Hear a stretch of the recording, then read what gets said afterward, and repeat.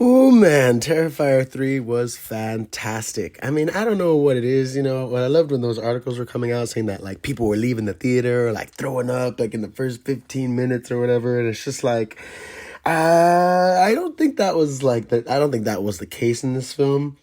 So maybe I'm just that messed up, but it was definitely awesome. I did enjoy it. Congratulations, Damien Leone, on the third entry of the Terrifier franchise. Apparently, there's going to be a fourth one, so I don't know. I don't know how long this is going to go, but he's definitely entering Jason territory. So hopefully, he actually gets to direct Friday the 13th as well.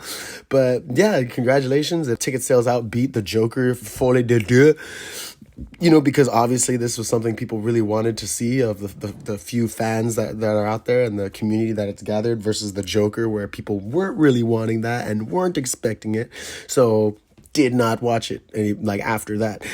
But Terrifier, oh my gosh, like this was definitely an awesome entry. Definitely had awesome and gruesome kills. I mean, the story was like, all right, it was more like stuff dealing with Sienna, how she's like, the main person or the main person chosen to defeat this evil.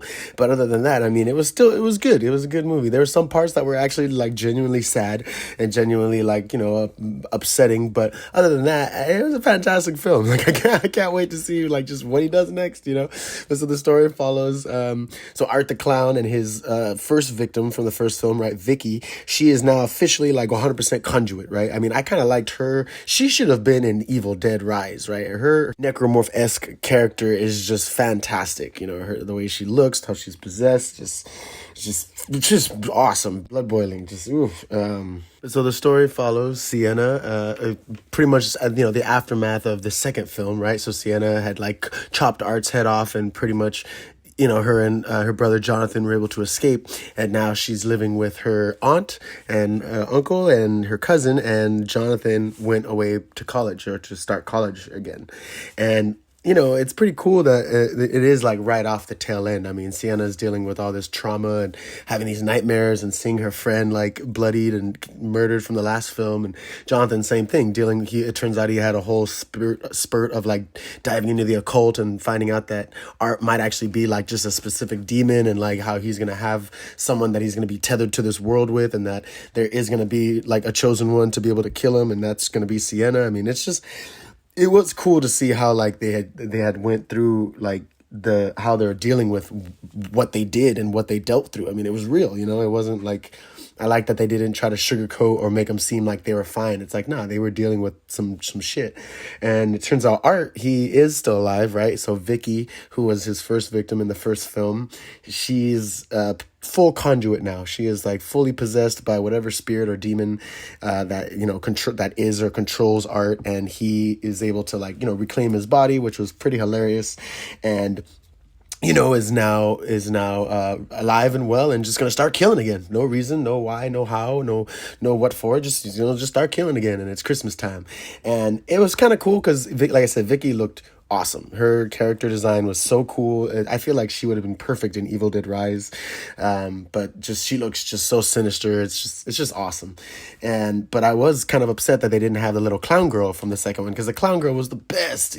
She was just so cool. Like Art's like inner demon, I guess. She was just so badass. So I was really hoping for her to be in it. So hopefully she's in the next one.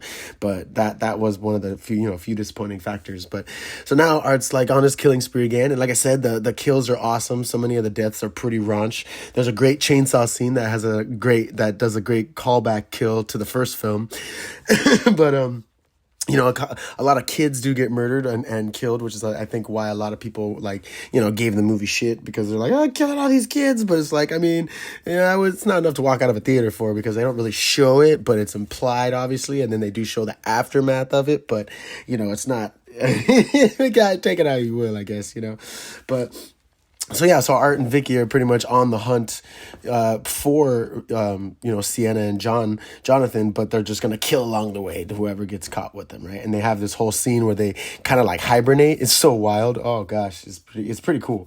And then when they wake up a couple years later, then they're like, all right, time to kill again. Like they just had to like recharge and take a nap, I guess. A couple year nap, like long slumber.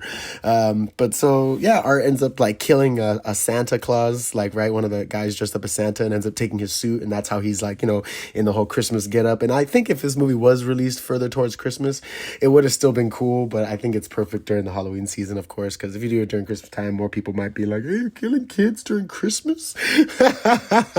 Damn this Damien guy. What is he, the Omen? But yeah, it was awesome. It was so cool. Like I did enjoy it. The ending, like I said, it gets pretty sad. And her cousin ends up being trapped in this other world, this underworld scenario. It's so weird, like the way it all happens, because you're just like, oh shit, that fucking happened. So of course the fourth one has to deal with her somehow going down to hell or to some spirit realm or something out of imaginary with the doors and shit to be able to go find her cousin. But it was pretty good. I definitely enjoyed it. I don't want to spoil too much, but it was definitely a great film.